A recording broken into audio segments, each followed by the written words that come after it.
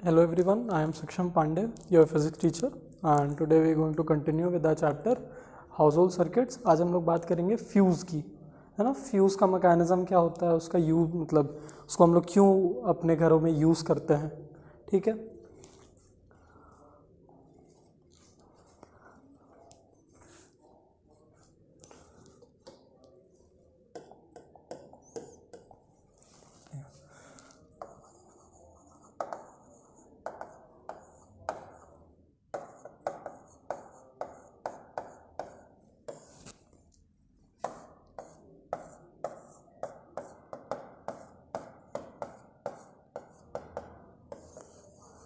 ठीक है, फ्यूज़ एक सेफ्टी अप्लायंस होता है। अगर मैं बहुत बड़ी समरी मतलब बहुत बड़ी चीज़ को अगर बहुत छोटी सी चीज़ में बताऊँ तो ये एक सेफ्टी डिवाइस है ना। सेफ्टी डिवाइस क्यों? क्योंकि अगर मान लो हम लोग ने कोई अप्लायंस लगाया, मान लो हम लोगों ने एक बल्ब लगाया,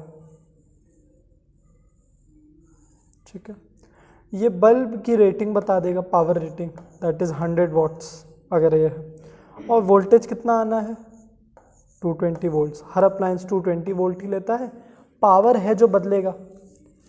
इन दोनों को देख के हम लोग ने करंट इलेक्ट्रिसिटी में देख लिया कि ये दोनों देखते ही हम इसका क्या निकाल सकते हैं इस बल्ब का, the safe current limit. And how will we find out the safe current limit? Safe current limit मतलब उतना करंट जितना ये जाएगा तो इसका फिलामेंट जलेगा नहीं। And this doesn't only apply to the bulb, this will apply to the fan और अदर अप्लायंस एज वेल।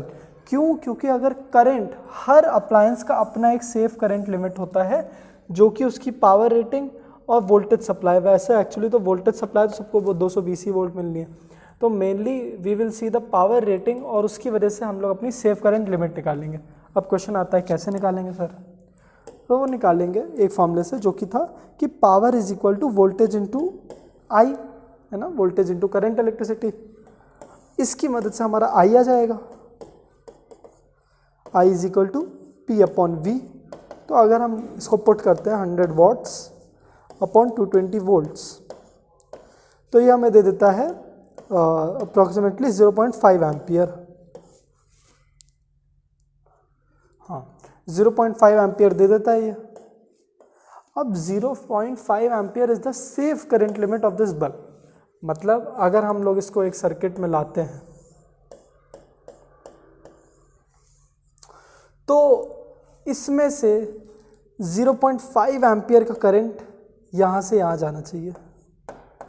मतलब उससे कम भी हो सकता है मगर उससे ज़्यादा नहीं होना चाहिए, है ना। उससे ज़्यादा होगा तो ये तो होगा ही कि हाँ कुछ टाइम के लिए ये बल्ब बहुत ही ज़्यादा चमक के जलेगा, लेकिन उसका डाउन साइड क्या है कि उसका फिलामेंट धीरे धीरे हीट होता रहेगा, है ना, जिसकी वजह से ये अप्लायंस ख़राब हो जाएगा। तो इस वजह से हम क्या करते हैं, इसी के जस्ट पहले हम लोग अपना एक फ्यूज़ इंसर्ट कर देते हैं। फ्यूज़ इंसर्ट कर देते हैं हम लोग, क्या ध्यान में रख के, इस डिवाइस का सेफ्टी करंट लिमिट देख के कि इस डिवाइस का सेफ्टी करंट लिमिट है 0.5 एम्पियर। तो हम लोग एक फ्यूज़ लगाएंगे of current rating that is approximately 0.6 ampere या फिर 0.7 एम्पियर या फिर 0.8 एम्पियर भी हो सकता है वो, वी विल नो वाई, ठीक है। 0.6, 0.7, 0.8 ऐसे हम लोग अपना एक फ्यूज लगा देंगे, है ना। चलो, अब इसकी डेफिनेशन में भी कुछ वही बताता है हम लोग को जो इतनी बड़ी सी डेफिनेशन फ्यूज की बताई है। अगर हम लोग बुक खोलें और देखें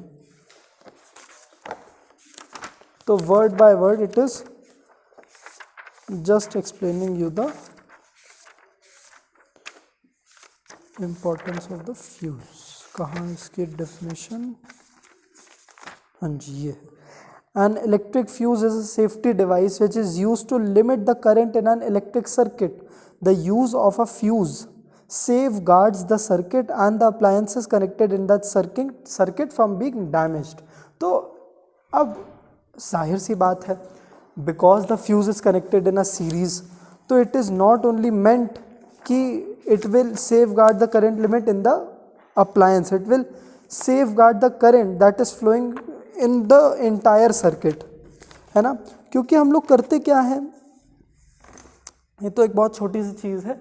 अगर मैं घरों की बात करूं तो यहाँ पे तो हम लोग एक कार्टिलेज फ्यूज़ लगाते हैं, ठीक है, दैट जो गोल सा होता नहीं, अगर फोटो देखो तो ये वाला फ्यूज़ लगा देते हैं। लेकिन ये वाले फ्यूज़ कब देखने मिलेंगे? अब ये वाले फ्यूज़ हमें थोड़ी ना लाइट जलाने के लिए देखने मिलेंगे, ये वाले फ्यूज़ हमें देखने मिलेंगे जो हमारा सर्किट बोर्ड रहता है वहाँ पे आपको देखने मिलेगा, जहाँ से आपके असली में करंट आता है। तो वहाँ से आपके पूरे घर में जो दौड़ रहा है उसके पहले ये फ्यूज़ होता है, वो लगा दिया जाता है, ठीक है। चलो और डिटेल में समझते हैं इसको, इतना नोट कर लो, ये फॉर्मूला याद रखना, P is equal to VI। इस फॉर्मूले से क्या निकल जाता है? सेफ करंट लिमिट, है ना। और ये सेफ करंट लिमिट ये नहीं है कि ये करंट दौड़ रहा होगा सर्किट में। अच्छा चलो, अगर मैं एक चीज़ पूछूं जो पुरानी क्लासेस से है, ये हमें जो इसकी पावर रेटिंग मतलब ये है, इससे हमें इसका सेफ्टी करंट लिमिट मिलेगा। लेकिन अगर हमें निकालना है कि ये बैटरी कितना करंट दौड़ा रही है इस सर्किट में, वो कैसे ढूंढेंगे? ठीक है, अगर मान लो इसका पोटेंशियल डिफरेंस हमें बता देता है 10 वोल्ट्स का है, और नहीं, सर्किट में कितना दौड़ेगा उसमें उसके पावर नहीं रहती है कोई रेलेवेंस में, उसमें हमें देखना पड़ेगा इसका रेजिस्टेंस कितना है। फिर हमें निकालना होगा कौन सा? V is equal to IR का फॉर्मूला। इससे हमें पता चलेगा कि ये I कितना है इस सर्किट में, फिर हमें देखना पड़ेगा यहाँ पे कितना जाना चाहिए। अगर एक्सीड कर रहा है तो हम एक फ्यूज़ लगाएंगे, और मतलब एक्सीड कर रहा है तब नहीं लगाएंगे, हम लोग लगाते ही लगाते हैं, लेकिन एक्सीड कर रहा है तब तो हमें ये पता चल जाएगा कि फ्यूज़ का काम है, फ्यूज़ जल जाएगा, ठीक है। ये दोनों चीज़ों का कॉन्सेप्ट क्लियर रखो। ये हमारा सर्किट में जो करंट दौड़ता है वो है, ये सेफ्टी करंट लिमिट है कि इससे ज़्यादा नहीं जाना चाहिए किसी अप्लायंस के अंदर।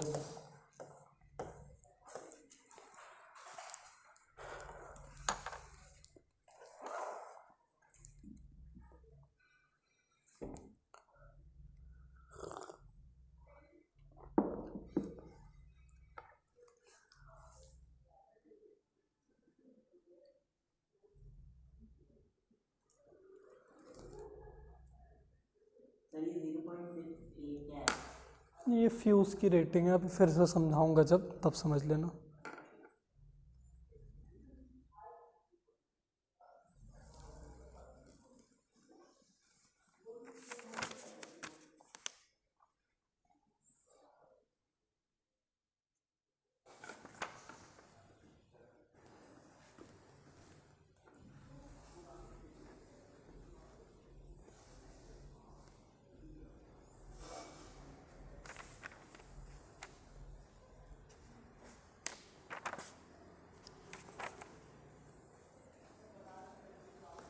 क्लियर है? चलो आगे बढ़ते हैं। पुरानी क्लास का रिवाइज है, वो जो हमने बताया था कि 3 केबल आपके सर्किट में होती है, याद है? कौन कौन सी होती है?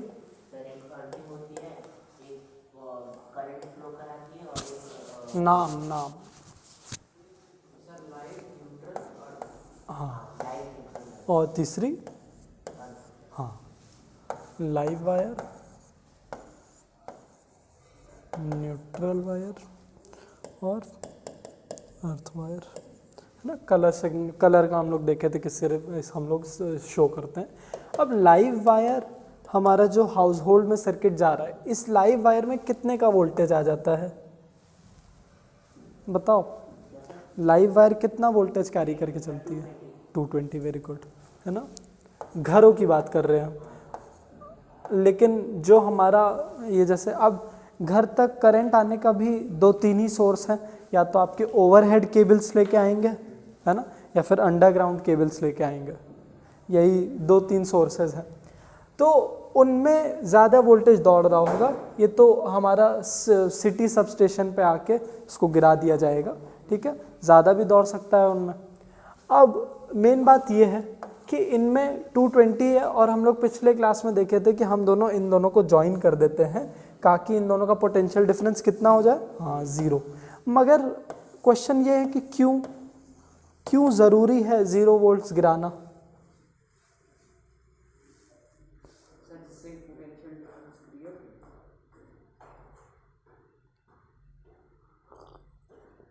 तो क्रिएटेड है, वही तो काम है बैटरी का, वायर थोड़ी ना केपेबल है पोटेंशियल डिफरेंस क्रिएट कराने का। देखो पोटेंशियल डिफरेंस भी फ्लो करता है फ्रॉम हाई टू लो, तो देखो अब अप्लायंस से वापस लेके जाना है तो जो उसके बाद वाला वायर है उसमें कम ही पोटेंशियल डिफरेंस होना पड़ेगा, तभी वो उसको वापस लेके जाएगा वहाँ तक। इस वजह से इन दोनों को 0 लेके जाया जाता है, ठीक है, कि कितना सर्किट में दौड़ रहा है वापस वो 220 से 0 लेके जाए। मतलब अगर हम लोग देखें तो जो सर्किट से निकलेगा हमारा लाइव वायर वो 220 लेके निकलेगा, है ना। मैं हाउस होल्ड सर्किट की बात कर रहा हूँ, ये तो बैटरी है तो उस पर अलग आएगा। चलो मेंस लिख दे रहे हैं, घरों पे मेंस आ जाता है वो कि आपका जो घर पे मेन आपका पावर है ना, जैसे मेंस समझना है तो बेसिकली आपके घर पे इलेक्ट्रिसिटी आ चुकी है पावर स्टेशन से, ट्रांसफार्मर से, step down step up step down हो के फिर आपके मेंस आपके घरों पे आ गई है, तो हम लोग फिर उसको मेन से डिनोट करते हैं ऐसे मेंस, ठीक है। ये मेन से चलेगा हमारा लाइव वायर और फिर ये हमारे घरों के अप्लायंस में लगेगा ना, जैसे भी लगे, और फिर इसको वापस लेके आएगा ये न्यूट्रल वायर,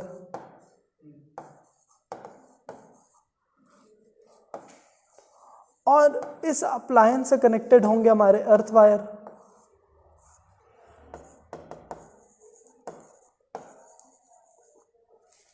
है ना। क्लियर, इतना हम लोग देखे थे।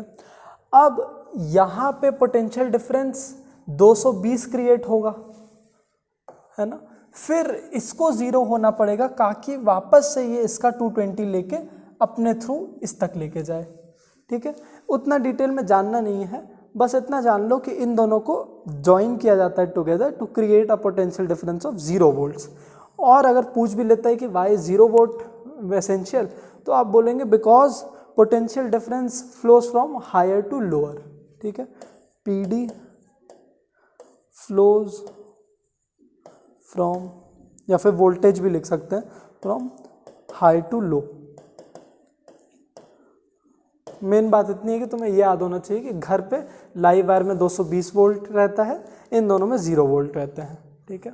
ये रीजन पूछता नहीं है और है भी नहीं आपके कोर्स में, ठीक है। ये पिछले क्लास का थोड़ा सा रिवीजन था, वापस फ्यूज पे आ जाते हैं। पिछली क्लास रिवाइज करते रहो अब और न्यूमेरिकल हर दिन लगाते रहो। न्यूमेरिकल लगा रहे हो तुम लोग? लगाओ, वरना लास्ट में लगा नहीं पाओगे। चलो प्रिंसिपल की बात करते हैं कि ये जो फ्यूज़ हमारा किस प्रिंसिपल पे काम कर रहा है। तुम लोग गैस करोगे किस? हाँ वेरी गुड। क्यों हीट? क्यों मतलब किस प्रिंसिपल पे हमारा फ्यूज़ काम करता है? हीट के प्रिंसिपल पे। क्यों, वही पूछ रहा हूँ। ज़्यादा वोल्टेज आ जाता है तो जिससे कि घर के अप्लायंस ना मेल्ट हो तो वो क्या बोलते हैं खुद को मेल्ट करता है। हाँ वेरी गुड। चलो सर तो हीट किस वजह से होता है? करंट की वजह से कि उसकी वोल्टेज? ये तो अब तक तो तुम लोग को ही जानना चाहिए, क्या हीटिंग में वोल्टेज का कोई रोल है? तो सर क्या अगर वोल्टेज ज़्यादा है तो कुछ फर्क नहीं पड़ेगा? वोल्टेज पहली बात तो 220 वोल्ट से ऊपर होगा नहीं, लेकिन देखा जाए तो वोल्टेज उसके पहले उसमें रिलेशन रखेगा, क्योंकि V ही जितना होगा, V डायरेक्टली प्रोपोर्शनल है I के। इसी फॉर्मूले से तो तुम अपना I निकालोगे, तो I एक बार निकल गया तो उससे जाहिर तो हो जाएगा कि V कितना था। लेकिन जब हम लोग H की बात करते हैं तो H का फॉर्मूला क्या रहता है? I² RT, हीटिंग तो जब इसकी बात करते हैं तो तीन ही चीज़ पे डिपेंड करता है, ये हम लोग बात भी किए थे। पहला होता है कि उस सर्किट में कितना करंट दौड़ रहा है उसके स्क्वायर पे डायरेक्टली प्रोपोर्शनल, अप्लायंसेस का रेजिस्टेंस कितना है उसके डायरेक्टली प्रोपोर्शनल, और कितने टाइम तक चल रहा है। तो ये तीन चीज़ों पे डिपेंड करता है। लेकिन अगर और एक ब्रॉड पर्सपेक्टिव पे देखें तो आई पे पहले ही रिलेशन आ चुका है वी का, क्योंकि ये दोनों डायरेक्टली प्रोपोर्शनल है। तो वी बढ़ेगा तो आई भी बढ़ जाएगा, आई बढ़ जाएगा तो एच भी बढ़ जाएगा। तो वी के बढ़ने से भी होगा, है ना। वी ही तो है ही हमारे कंट्रोल में, आई तो उसका मतलब उसके बाद आता है। वोल्टेज ही हम लोग दौड़ाते हैं, करंट थोड़ी ना दौड़ाते हैं, है ना। ऐसे करंट दौड़ेंगे, लेकिन जब हमारा रेजिस्टेंस ऑफर होगा किसी अप्लायंस में तब जाके उसमें करंट आ जाएगा। सर अगर बहुत ज़्यादा करंट को बढ़ा दें सर फ्यूज टूट जाएगा। मतलब 30 एम्पियर से ज़्यादा करते ही नहीं, 30 तो बहुत ज़्यादा होता है। अभी हम लोग उसकी बात करेंगे कब कौन सा फ्यूज़ कहाँ लगता है। बेसिक जो मेरा जानना था, जो तुम ऐसे नहीं होता है कि जो सिर्फ वहीं पे लगता है। हमारे अप्लायंसेस के अंदर भी छोटे छोटे फ्यूजेस लगे होते हैं, लेकिन जो मेन वाला होता है हाँ वो बहुत ही ज़्यादा रेटिंग के होते हैं, ठीक है। उनकी पावर रेटिंग ऐसे ही हमारा 20 एम्पियर होता है ना। एसीज के पास लगे होते हैं। अब एसीज पे फ्यूज़ लगना बंद हो गया, अब तो एमसीबी हर जगह यूज़ होने लगी, ठीक है।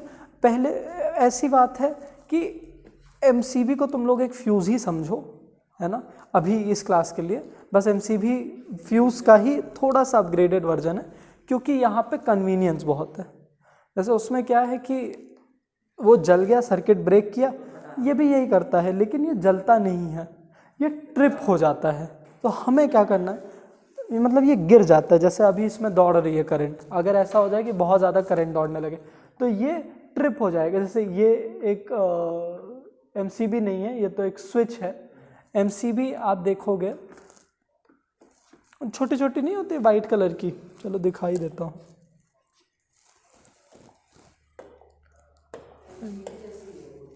हाँ दिख रही है, लेकिन वो है नहीं, वो बस एक स्विच है। ये होती है एमसीबी, है ना।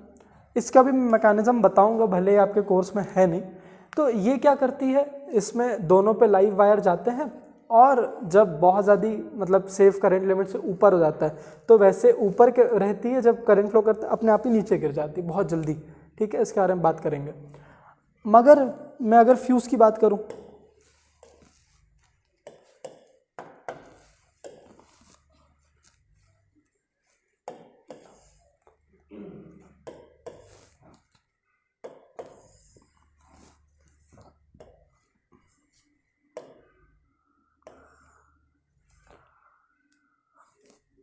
ऐसे फ्यूज़ लगे होते हैं हमारे मेन सर्किट बोर्ड में। कि कैसे दिखेंगे, ऐसे इसके अंदर हम लोग इसको बंद किए रहते हैं कि कोई छेड़छाड़ ना करे, ठीक है।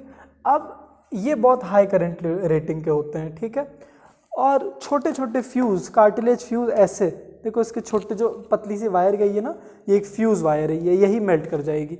ये हमारे छोटे छोटे अप्लायंस फैन के पास लगी रहेगी, लाइट के पास लगी रहेगी, है ना।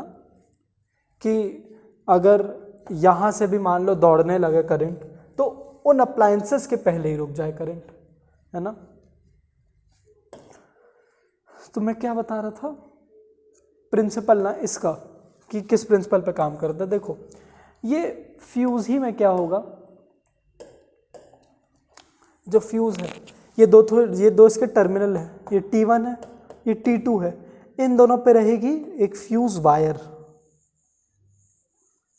Fuse wire. ये फ्यूज़ वायर बनी किसकी होगी, alloy of lead and tin. हम लोग इसको क्यों चूज़ किए हैं, नहीं रेजिस्टेंस ज़्यादा है और इसका मेल्टिंग पॉइंट लो है ना। अप्रॉक्सीमेटली 250 डिग्री सेल्सियस का इसका मेल्टिंग पॉइंट है।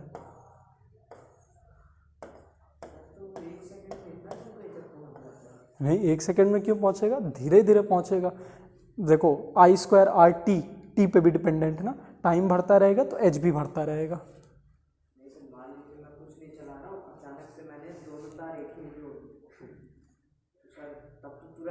तुरंत हो जाता है तो हाँ सर्किट ब्रेक कर देगा ये। तुरंत एकदम 250 डिग्री सेल्सियस पहुंच गया। आप देखोगे कि देखो ये डिपेंड करेगा कि आपने कितने ज़्यादा एम्पियर का करंट उसमें दौड़ाया है। अगर इसके सेफ्टी करंट लिमिट से बहुत ज़्यादा है या फिर है भी नहीं, अगर आपने बहुत ज़्यादा दौड़ा दिया हाँ तुरंत, अगर कम का दौड़ाए हैं तो थोड़ा धीमे धीमे होगा। और वायर पे भी डिपेंड करेगा, पतली वायर है कि मोटी वायर है, उससे भी रेजिस्टेंस पे फ़र्क आता है। लेकिन इसका एक ड्रॉबैक तो ये है कि ये उतना क्विक नहीं होता है जितना एमसीवी होता है।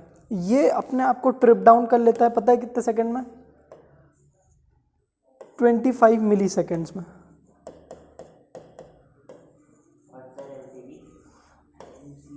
ये एक्चुअली इसका कोई टाइम है नहीं, ये धीमे धीमे हीट होता है फिर मेल्ट कराता है अपने आप को। हाँ हाँ हाँ, अब अचानक से कैसे मेल्ट हो जाएगा? तुरंत ही मेल्ट हो गया। हाँ ये तो हो ही जाएगा। अरे ये इसके वायर का आप थिकनेस देखो कितना पतला है, ये तो तुरंत फ्यूज हो ही जाएगा। इसकी करंट रेटिंग ही बहुत कम होती है। हाँ तो ये तो हो भी जाएगा, लेकिन ये थोड़ा धीमे धीमे होता है। बताया तो फैन बल्ब इन सब के आसपास, ठीक है। और ये सब लगा होता है आपका जो मेंस होता है उसके पास, ऐसे कनेक्शन में, है ना। इसमें थोड़ा टाइम लगता है। और फिर जब ये मेल्ट हो जाता है तो इसको, ये पोर्सेलियन इसका जो ये मटेरियल है, हाँ ये पोर्सेलियन ब्रिक का बना होता है, तो इसी को बस हम लोग खींच के और फिर इसका फ्यूज़ वायर चेंज कर देते हैं, है ना। वापस हम लोग आते हैं, वो तो बस टॉपिक उठ गया था जिस बात में बात कर रहे थे कि किस प्रिंसिपल पे ये काम करता है। तो प्रिंसिपल है heating effect, Joule's heating effect.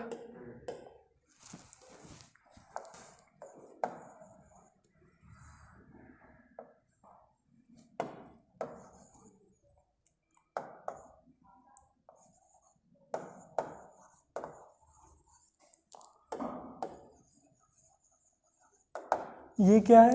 ये यही है।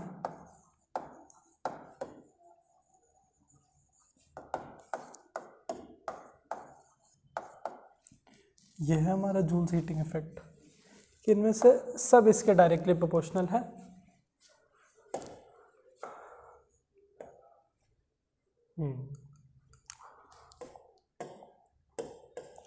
अब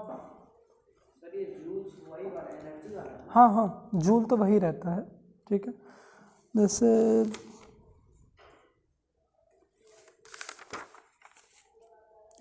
बताया ना principle, a fuse works on the heating effect of current, इसी को जूल्स हीटिंग इफेक्ट भी कह सकते हैं, ठीक है। और इसी पे लिख दे रहा हूँ, और हीटिंग इफेक्ट ऑफ करंट, इस प्रिंसिपल पे काम करता है। ये काफ़ी बार पूछा भी जाता है। अब अगर मैं बात करूं जो टेम्परेचर ऑफ द वायर है, मतलब जो temperature of the fuse wire है, ये किन चीज़ों पे डिपेंड करेगा। तो जो टेम्परेचर, मतलब फ्यूज वायर का छोड़ो, जो सर्किट में वायर लगा है उनका टेम्परेचर कैसे बढ़ेगा। तो जो डेल्टा टी होता है वो होता है डायरेक्टली प्रोपोर्शनल टू करंट का square but inversely proportional to radius का क्यूब, है ना। ये टेम्परेचर ऑफ द वायर है।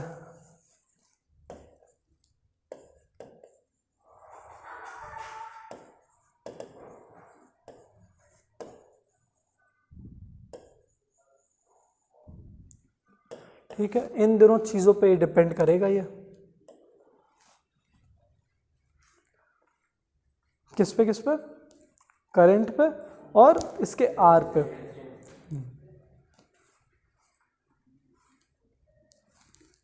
करंट से कैसा रिलेशनशिप है? रेडियस से इनवर्स है। तो अच्छा ये बताओ, अगर रेडियस है, अगर रेजिस्टेंस हो, मैं कैपिटल आर से डिनोट करता, वैसे तो स्मॉल आर से भी करते हैं लेकिन ये रेडियस वाला आर है। और इसको ऐसे बना दे रहा हूँ मैं। तो इन्वर्स है, मतलब जितना कम रेडियस उतना ज़्यादा हीट। वेरी गुड, तुम्हें समझ में आया। जितना पतला तार होगा उतना ही ज़्यादा इसका टेम्परेचर राइज होगा। अब इसका आंसर कौन देगा? हाँ बताओ। सर क्योंकि उतनी कम जगह पे उतने ज़्यादा ही वो कोलिजन्स, मतलब बहुत सारे वो इलेक्ट्रॉन्स हैं तो सर हाँ कोलिजन होगा आयंस का। उसी को क्या कहते हैं? सर इसी को कहते हैं सर जब एक दूसरे से टकराते हैं तो हाँ उसको क्या कहते हैं उस फिनोमेना को जिसकी वजह से हीट प्रोड्यूस होती है? नहीं, रेजिस्टेंस। रेजिस्टेंस है ना। तो इसका आर गिराते ही इसका रेजिस्टेंस बढ़ जाएगा, ठीक है।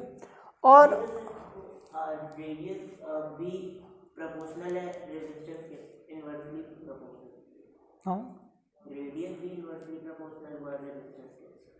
हाँ होता ही है, हम लोग देखे तो है कि थिकनेस वायर की जितनी ज़्यादा होगी उसमें रेजिस्टेंस उतनी कम हो जाएगी, उसको जगह मिल जाएगी, ठीक है। और रेजिस्टेंस डायरेक्टली प्रोपोर्शनल है लेंथ के भी, लेकिन यहाँ पे लेंथ क्यों नहीं आता है? क्योंकि इसके डेरिवेशन में लेंथ ऑलरेडी कट जाता है ऊपर पे, ठीक है। डेरिवेशन आपके कोर्स में है नहीं, लेकिन अगर वो डाउट हो कि सर अगर हम तो तार लंबा लें तो क्या उस पर भी फर्क पड़ता है? हाँ पड़ता है, लेकिन इस में नहीं आएगा क्योंकि वो पहले ही कट जाएगा हमारा। क्या?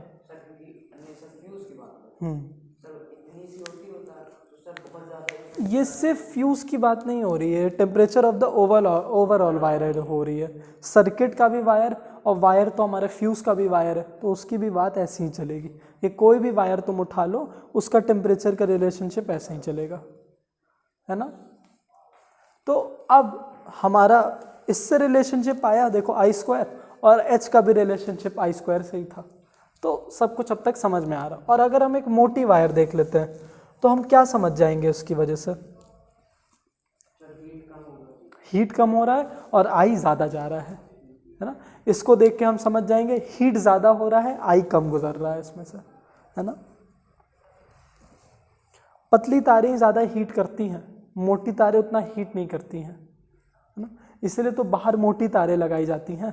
अगर तुम्हारे दिमाग में ये भी डाउट हो कि सर घर पे हर अप्लायंस 220 वोल्ट ही यूज़ कर रहे हैं, और जो हमारे सिटी सबस्टेशन से आ गई है वोल्टेजेस वो भी 220 वोल्ट की चल रही, तो बाहर इतनी मोटी तारें क्यों, हमारे घर पे इतनी पतली तारें क्यों? क्या रीज़न होगा इसका? नहीं नहीं, वो तो सिटी सबस्टेशन से गिर चुकी है।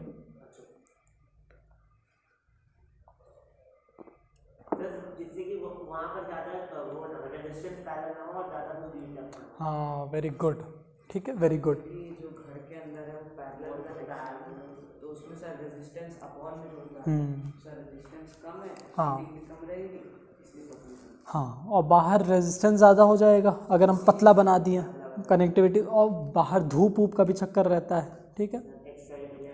हाँ गुड, चलो समझ में आ रहा। कुछ आ गया, तुम भी पढ़ने लगे हो। हाँ पूछो। हाँ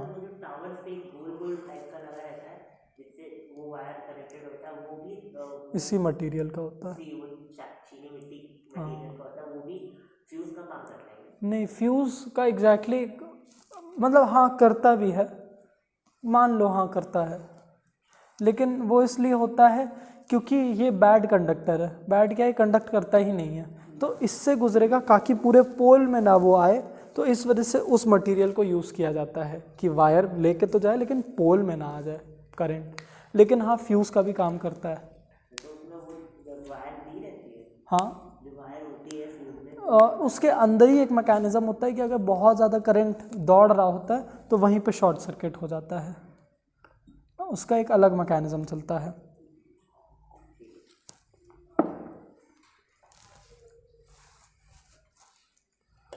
ठीक है, और देखिए क्या बताने लायक है।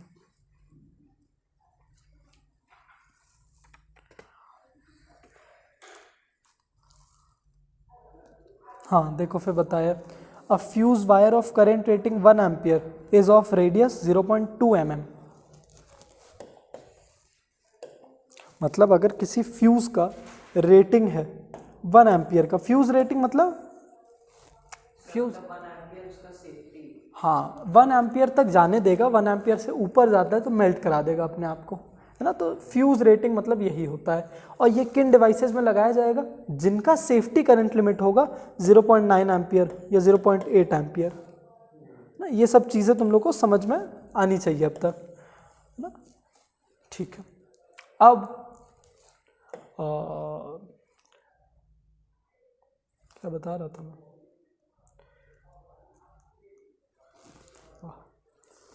क्या बता रहा, हाँ, इनकी जो थिकनेस होती है वो 0.2 mm होती है ना। और हमारा दूसरा अगर कोई 8 एम्पियर का फ्यूज रेटिंग का है तो उसकी थिकनेस हो जाती है 0.8 mm है ना। ऐसे इनकी थिकनेस बढ़ाई जा रही है, क्योंकि इसमें ज़्यादा करंट फ्लो करेगा तो उसका रेडियस भी ज़्यादा करना पड़ेगा हम लोग को, है ना, ताकि रेजिस्टेंस कम हो जाए। ठीक है, तो ये याद रखना, higher the current thicker is the fuse wire, याद रखोगे ये, higher the current thicker is the fuse wire. हाँ, higher the current thicker is the, ये याद रखना ये स्टेटमेंट।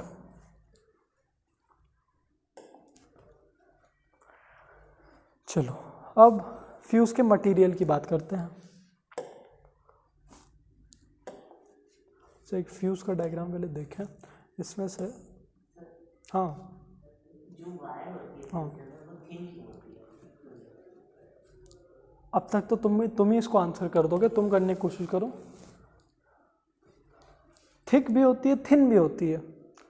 देखो अगर मैं कंपेयर करूं तो इसके अंदर बड़ी थिन है, लेकिन यहाँ पे देखो थिक है।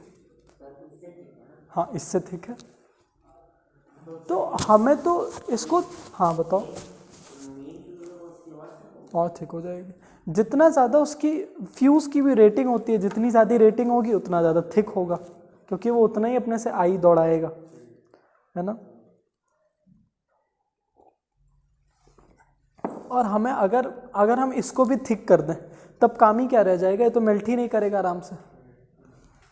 चलो, तो हाँ, ये फ्यूज वायर जो है, अब हाँ, अप्लायंस के हिसाब से लगाया जाता है। हर एक अप्लायंस का एक अलग फ्यूज़ लगाया जाता है। अलग फ्यूज़ का मतलब अलग रेटिंग का। फ्यूज़ के ऊपर उसकी रेटिंग लिखी होती है, जैसे यहाँ पे देखो कोई रेटिंग दी होगी, इनके ऊपर रेटिंग दी होती है। कोई डायग्राम अगर उठाएं,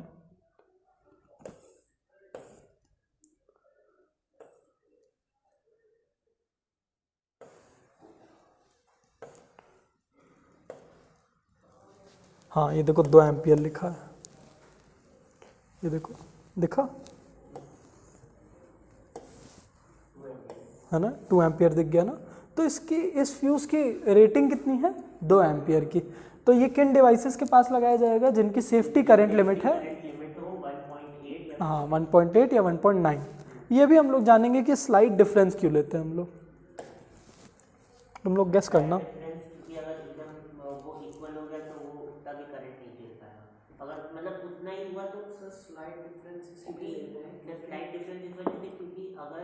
उतना ही दे दिए वो लोग करंट, तो फ्यूज का मतलब क्या रह जाएगा, वो तो तुरंत लास्ट में। तुम भी ट्राई करो सर, क्योंकि पैरेलल है तो कांस्टेंट नहीं रहेगा, कम हो जाएगा। सोचना इस बारे में, वैसे तो इसके बारे में काफ़ी एक्सप्लेन किया ही है। चलो पहले फ्यूज़ वायर की बात करते हैं। Material of the fuse wire,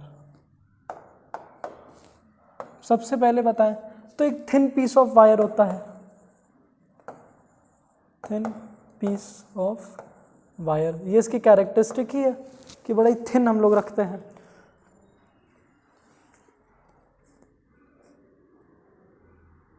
और इसका जो एरिया ऑफ क्रॉस सेक्शन होता है वो यूनिफॉर्म होता है, ऐसा नहीं होगा मोटा होगा पतला, मोटा पतला, उससे रेजिस्टेंस में फ़र्क आएगा।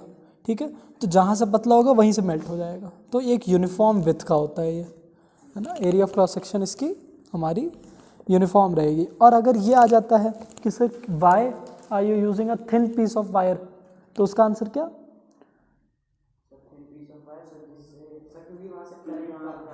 क्विकली मेल्ट हो जाए, है ना, जल्दी मेल्ट हो जाए, इस वजह से थिन ले रहे हैं ना, रेजिस्टेंस बढ़ जाएगा थिन लेने से। फिर जो वायर होगा उसका मेल्टिंग पॉइंट वाला लो होगा,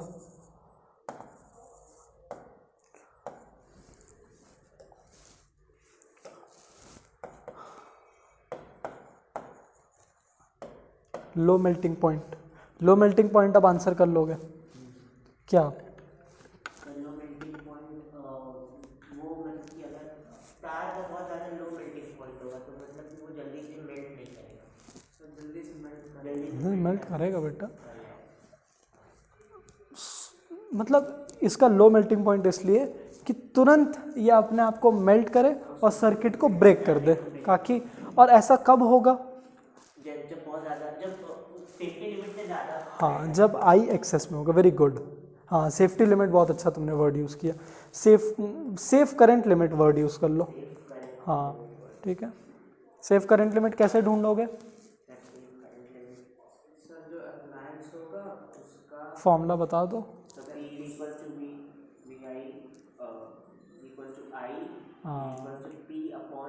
very good, I is equal to P upon V करके तुम सेफ्टी करंट लिमिट ढूंढोगे। क्या आया कुशाग?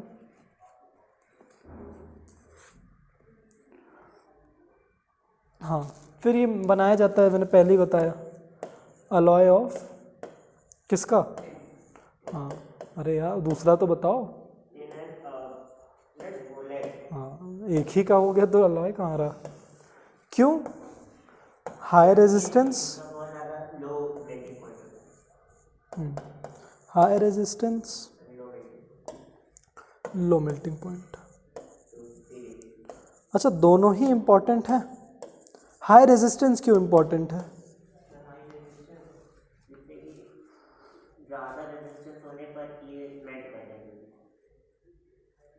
हाई रेजिस्टेंस क्यों इम्पोर्टेंट है, मैं पूछ रहा हूँ।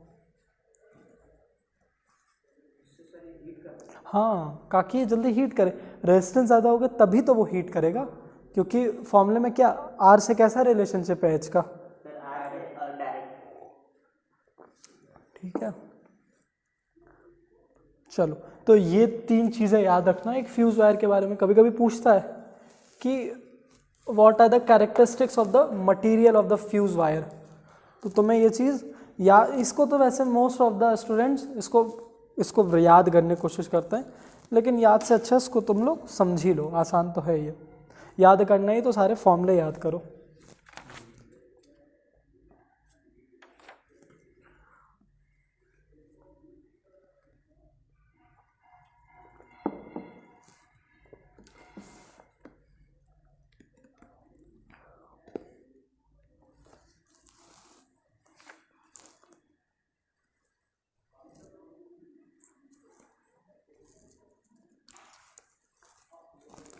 इनको हम लोग नॉर्मल फ्यूज़ कहते हैं और इनको कार्ट्रिज टाइप फ्यूज़ कहते हैं, कार्ट्रिज टाइप फ्यूज़।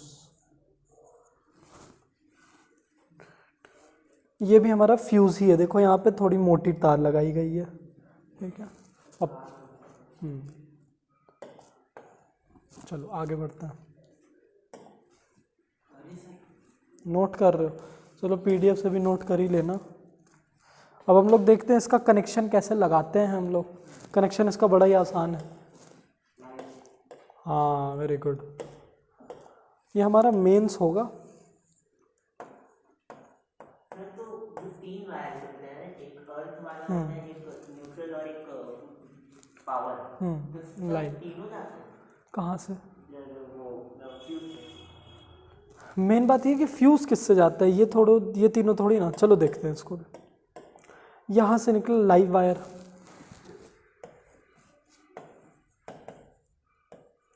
और लाइव वायर के साथ ही कनेक्ट कर दिया जाता है। अब हम लोग पहले तो ये देखेंगे कि आपने अपना अप्लायंस क्या यूज़ किया है।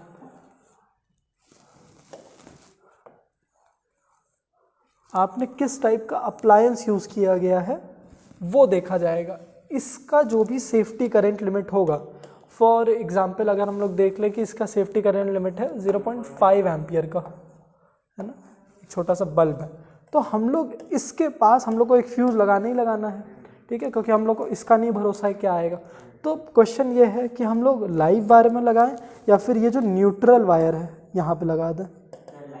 क्यों? क्योंकि सर मेन करंट तो वहीं से पास होगा, मेन करंट तो वहीं से, करंट तो वहीं से पास होगा। और क्या हो सकता है आंसर? और सर क्योंकि ज़्यादा उसमें रेजिस्टेंस होगा क्योंकि वो मेन से आ रहा है। अच्छा, यहाँ पे भी लगा दें तो सर्किट तो ब्रेक हो जाएगा। सर लेकिन तब बल्ब, क्योंकि सर अप्लायंस तो जल जाएगा ना सर। गुड, ठीक है, अप्लायंस ख़राब हो जाएगा भले ही सर्किट ब्रेक हो जाएगा, इसलिए हम लोग यहाँ पे फ्यूज़ लगाते हैं। और इसकी हमारी फ्यूज़ रेटिंग क्या हो जाएगी? हाँ, 0.7 हो सकती है, 0.6 हो सकती है। क्या? हाँ, थोड़ी ज़्यादा। चलो ये बल्ब है तो हम लोग 0.6 ले लेते हैं, या फिर बल्ब के केस में तो हम लोग उतना ही कर ही लेते हैं, चलो 0.5 ही मानते हैं।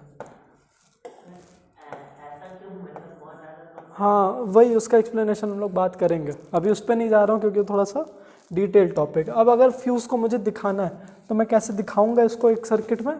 इसका सिंबल क्या बनता है? अरे यार, इसका सिंबल चलो यहाँ पे बताता हूँ। इसका सिंबल आ जाता है, आप लोग डॉट बनाओगे और ये कर दोगे, ठीक है। ये ब्लू वाला हटा देना, ब्लू वाला इग्नोर कर दो, ये चलेगा। जैसे एक वायर है और यहाँ पे ये डॉट, ये और ये इसी को एक फ्यूज़ कहते हैं।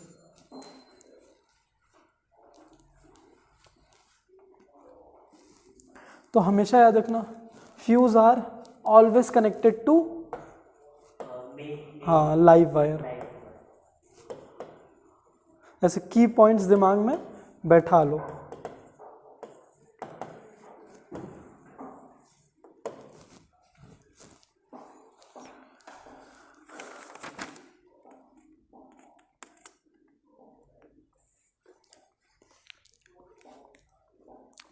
Current rating of the fuse कैसे निकालेंगे? मतलब ये जो हम लोग करंट रेटिंग निकाल रहे हैं ये कैसे निकालेंगे?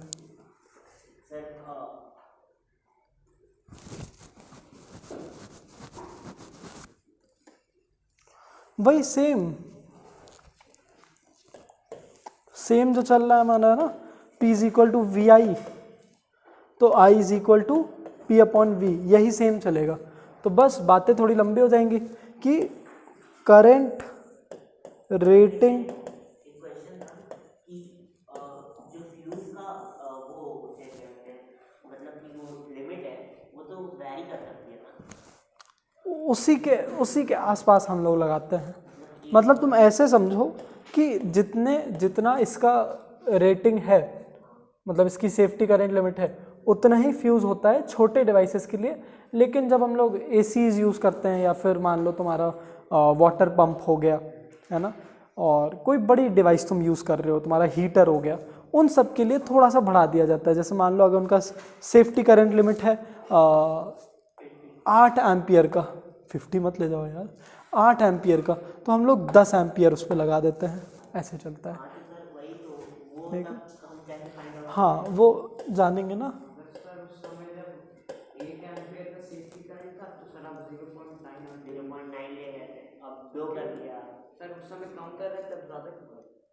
नहीं, मैंने कम कब किया?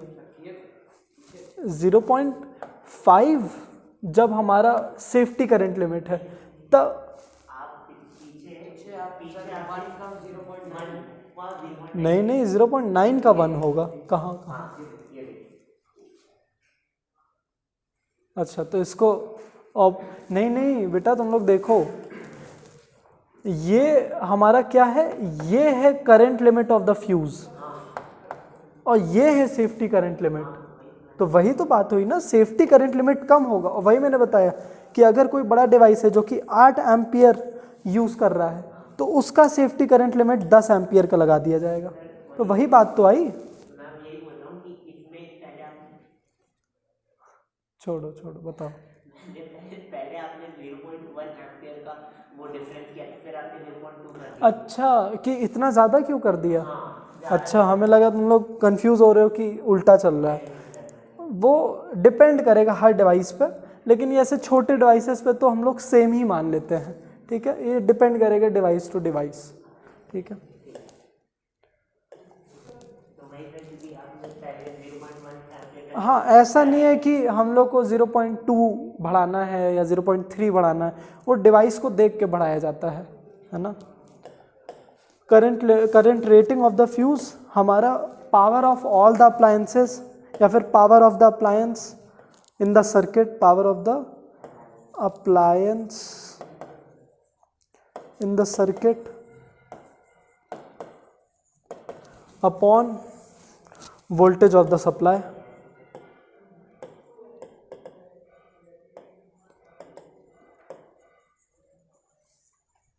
ना। यही फॉर्मूला चला है, बस थोड़ा सा बड़ा हो गया है। तो ये फॉर्मूला आ जाएगा हमारा सेफ्टी करंट लिमिट के लिए, मतलब डिवाइस के लिए, अप्लायंस के लिए, और ये हो जाएगा current rating of the fuse के लिए। लेकिन बात उतनी चल रही है, P = VI, है ना।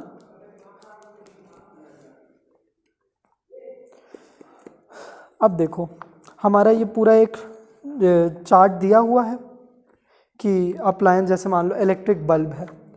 इलेक्ट्रिक बल्ब का तुम लोग देखो तो यहाँ पे electric bulb, television set, refrigerator, electric mixer, ये सबका करंट रेटिंग अलग अलग है। किसी का 0.3 है, 0.5 है, 0.6 है, 3.4 है।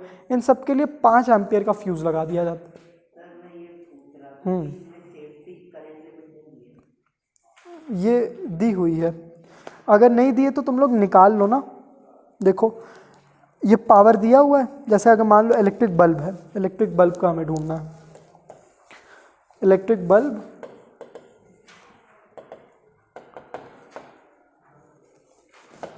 ये है 60 वॉट और 220 वोल्ट, यही दिया है ना।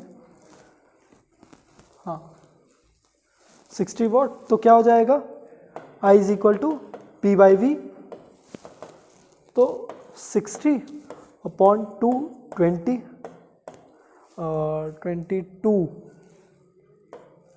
3 11 0.3, हाँ 0.3 आ गया।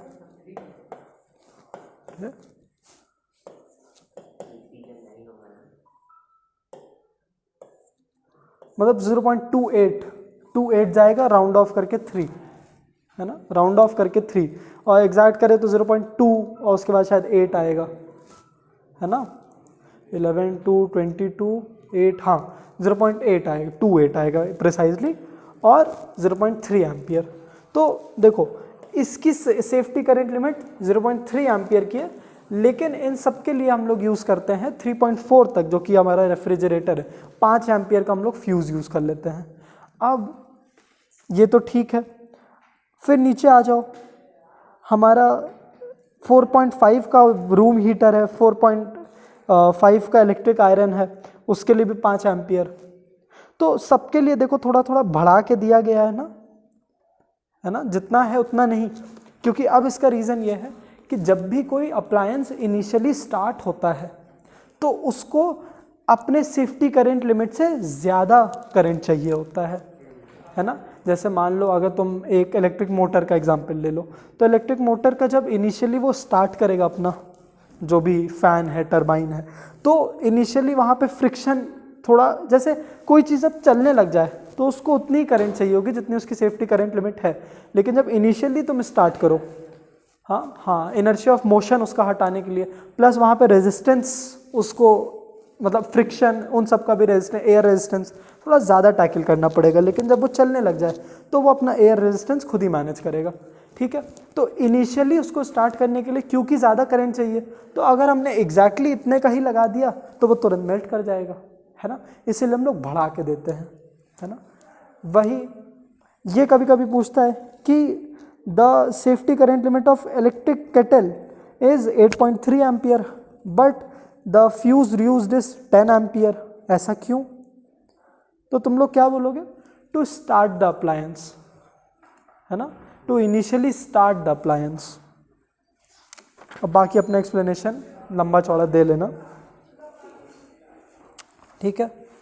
अब एमसीबी, बस एक छोटा सा टॉप एमसीबी के बारे में ज़्यादा नहीं बताया।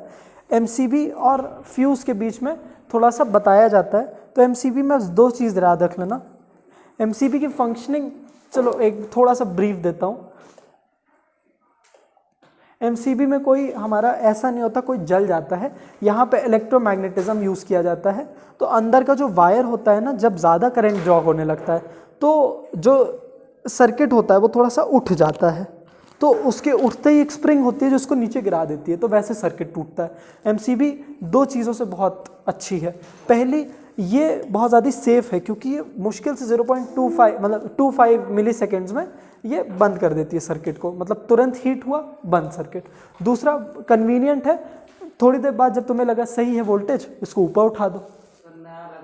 हाँ, नया लगाने की ज़रूरत नहीं, फ्यूज़ को निकालो, वायर चेंज करो।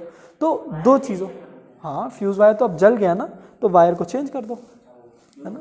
हाँ, फ्यूज़ वायर को चेंज, इसमें ऐसा कुछ है नहीं, है ना। तो 2 चीज़ों इनके बारे में बताया जाता है कि वाई इज एमसीबी बेटर, तो 2 चीज़ लिख देना। It is more safer because it stops the circuit in within 25 milliseconds. दूसरा, it is very convenient as we do not have to change the fuse wire again and again, ठीक है। ये 2 चीज़ MCB की याद रख लेना, और कुछ इसमें बताया नहीं है।